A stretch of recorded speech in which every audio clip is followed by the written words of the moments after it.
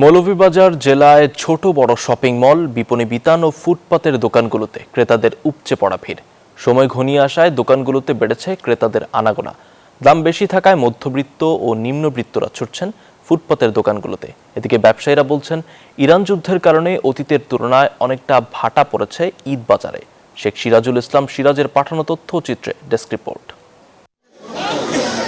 ঈদকে ঘিরে মৌলভীবাজারের দোকানগুলোতে বিক্রেতাদের বাড়তি আয়োজন।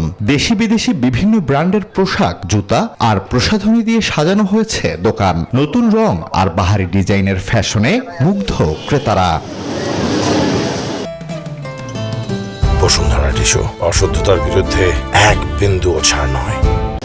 শপিং মল, সুপারমার্কেট আর প্লাজাগুলোতে ক্রেতাদের আগমনে বিপণী বিতানগুলো ঘিরে তৈরি হয়েছে এক উৎসবমুখর পরিবেশ।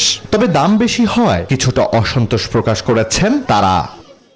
অতীতের তুলনায় এবছর অনেক দাম, মানে বাচ্চারা খাবারে তো আগুন। কেনাকাটা হইতেছে। আমার পরিবার আমার তিন মেয়ের জন্য কিনছি। অন্য বছরের তুলনায় বাজারে মানুষের যে সমাগমটা কম। বিক্রেতারা বলছেন, ইরান যুদ্ধের প্রভাব পড়েছে বাজারে। প্রবাসী অধ্যুষিত এ জেলার রেমিটেন্স না আসায় ভাটা পড়েছে ব্যবসায়।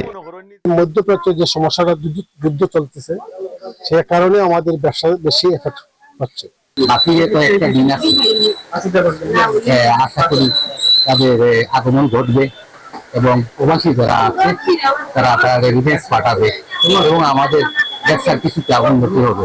বাজেটও বেশি এবং সাধ্যর ভিতরে সবকিছু পাওয়া যায় না, এই কারণে আমাদের বেচাবিকিটা খারাপ হয়। সামনে যে এক সপ্তাহ আছে, আশা করি আলহামদুলিল্লাহ ভালো হবে সামনে। এদিকে ঈদকে সামনে রেখে অপ্রীতিকর ঘটনা রোধে প্রশাসনের রয়েছে বাড়তি নজরদারি। মলগুলো এবং ক্রেতাদের নিরাপত্তার জন্য আমাদের পুলিশ মোতায়েন থাকবে, এখনো কাজ করছে। রেমিটেন্স কম আসলেও ঈদ উপলক্ষে ক্রেতারা সাধ্যমতো কেনাকাটা করবেন বলে মনে করছেন ব্যবসায়ীরা। Desk report, news 24।